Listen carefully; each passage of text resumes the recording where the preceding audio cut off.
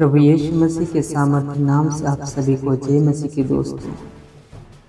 दोस्तों आज का विषय है पवित्र आत्मा कौन है। पवित्र आत्मा की पहचान के बारे में कई गलत धारणाएं हैं। कुछ लोग पवित्र आत्मा को एक रहस्यात्मक शक्ति के रूप में देखते हैं। अन्य पवित्र आत्मा को व्यक्तिहीन अर्थात व्यक्तित्व शून्य या अव्यक्तिक शक्ति के रूप में देखते हैं, जिसे परमेश्वर मसीह के अनुयायियों को उपलब्ध कराता है। पवित्र आत्मा की पहचान के बारे में बाइबल क्या कहती है? साधारण रूप में कहना, बाइबल घोषणा करती है कि पवित्र आत्मा परमेश्वर है। बाइबल हमें यह भी बताती है कि पवित्र आत्मा एक ईश्वरीय शक्ति है, एक ऐसा अव्यक्तित्व जिसमें बुद्धि, भावनाएं तथा इच्छा है।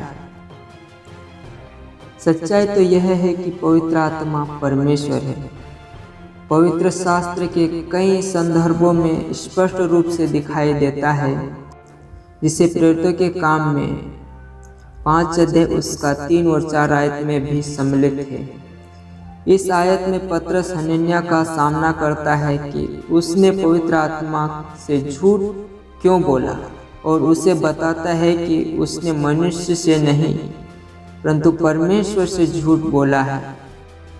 यह एक स्पष्ट घोषणा है कि पवित्र आत्मा से झूठ बोलना परमेश्वर से झूठ बोलना है।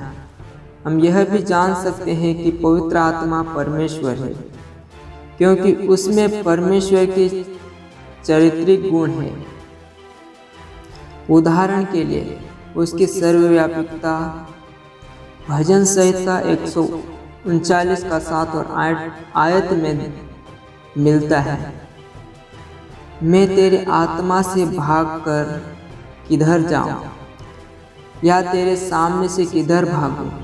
यदि मैं आकाश पर चढ़ूं तो तू वहाँ है, यदि मैं अपना बिछौना अधोलोक में बिछाऊं तो वहाँ भी तू है।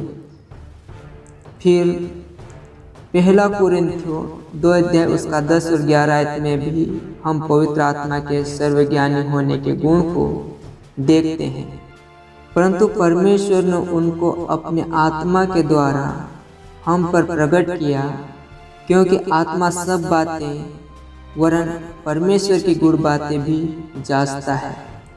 मनुष्य में से कौन किसी मनुष्य की बातें जानता है? केवल मनुष्य की आत्मा जो उसमें है। वैसे ही परमेश्वर की बातें भी कोई नहीं जानता, केवल परमेश्वर का आत्मा। हम यह जान सकते हैं कि पवित्र आत्मा निश्चय ही एक ईश्वरीय शक्ति है, क्योंकि उसमें बुद्धि, भावनाएं तथा इच्छा है। पवित्र आत्मा सोचता है, जानता है। पहला कुरिन्थियों 2 का 10। पवित्र आत्मा दुखी भी हो सकता है। इफिसियों 4 का 30।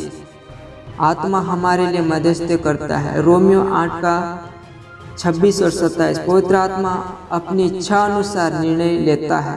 पहला कुरिन्थियों 12 का 7 से 11। पवित्र आत्मा परमेश्वर है, त्रिएकत्व का तीसरा व्यक्ति है।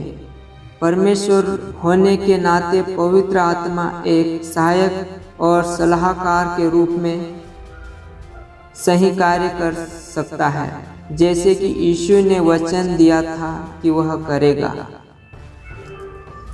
यूहन्ना 14 का 16वीं आयत और 26वीं आयत में, और मैं पिता से विनती करूंगा और वह तुम्हें एक और सहायक देगा कि वह सर्वदा तुम्हारे साथ रहे।